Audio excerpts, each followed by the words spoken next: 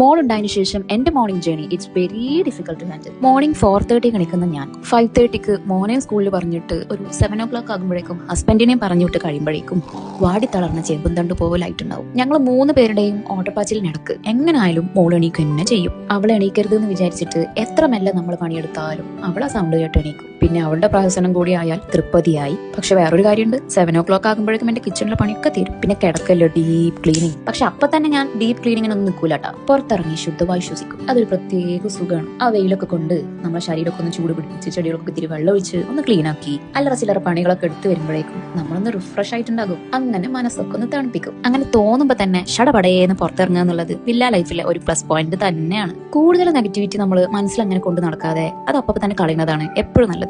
Morning വാക്കാണ് ഏറ്റവും best. പക്ഷെ എനിക്കതിനിപ്പോ പറ്റാറില്ല. ഇതൊക്കെ കഴിഞ്ഞാല് ഒരു വിശപ്പ് അങ്ങോട്ട് കയറും. അകത്തേക്ക് കയറി ചൂടോടെ ബ്രേക്ക്ഫാസ്റ്റ് അങ്ങോട്ട് കഴിക്കും. മനസ്സ് നിറയും, കൂടെ വയറും.